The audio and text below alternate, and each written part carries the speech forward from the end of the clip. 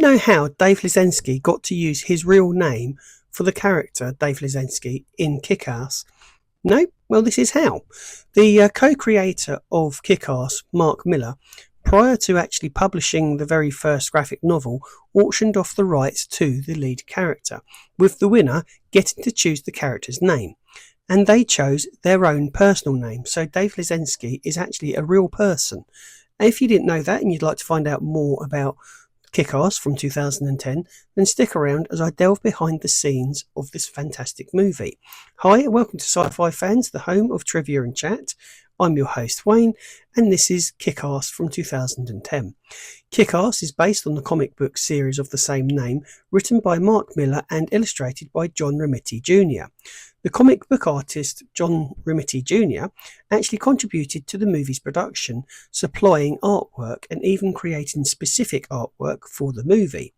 KickAss grossed approximately $96.2 million worldwide on a budget of only $30 million, so it was definitely a financial success.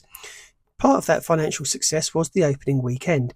KickAss opened in second place in North America with an earning of nearly $20 million for its very first weekend, and it has since gone on to develop a cult following. The reason why it has a cult following is because of its unique take on the superhero genre with its blend of humour and action, something that I think has heavily influenced the Deadpool franchise. Deadpool came out in 2016, so I think it's fair to say that that Ryan Reynolds, and I don't know if he's ever admitted this in any interviews, I feel he's definitely been influenced by this movie. There was some awards as well, with Chloe Grace Moretz winning several awards for her portrayal of Hit Girl, including the Empire Award for Best Newcomer. It wasn't all plain sailing though, because Matthew Vaughn struggled to get the finances for this film, and believe it or not, he actually raised the money himself via a dinner party and made the film independent.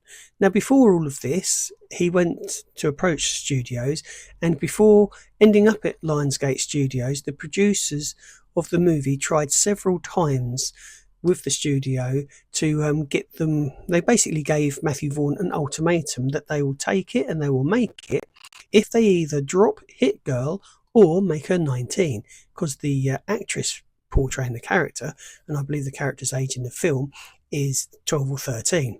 He refused, and then he went on to raise the money himself. Then, rather cheekily you could say, he actually sold the movie to Universal for more than what he had actually originally asked them for in order to make it. So Quentin Tarantino has said that this was, or at the time, because we are quite a few years on, in 2010, this was his favourite film. This film also stars Nicolas Cage as a character called Big Daddy. Nicolas Cage based his speech mannerisms for Big Daddy on the original Batman from 1966 and Adam West.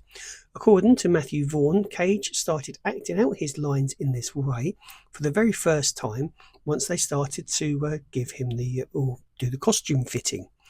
Vaughn was happy for Cage to continue with this performance in the film because of his irritation with the gravelly voice that Christian Bale used in The Dark Knight. The film was riddled a little bit with controversy because basically because of the graphic violence, the use of profanity, and in particular the use of profanity by the child actor Hit Girl, or as we know her in real life as Chloe Grace Moretz. Incidentally, when they were filming her opening scene, and this was our first introduction, this scene wasn't working as well as it could have. So Chloe's mother, who was present on set throughout filming, suggested that they go back to the comic books and have her daughter use the C word.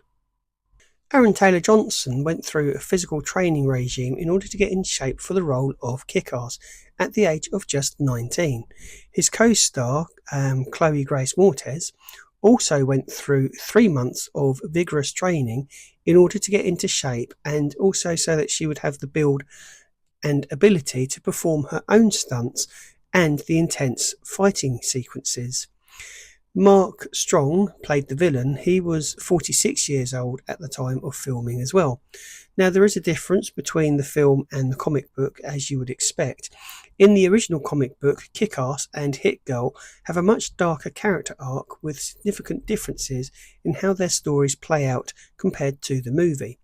The movie had a very successful soundtrack, and it was praised because it included tracks from popular artists like The Prodigy and Mika.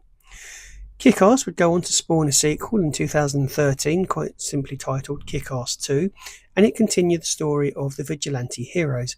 And that's where I'm going to end this video. Thank you so much for watching, and I hope you've enjoyed yourself here.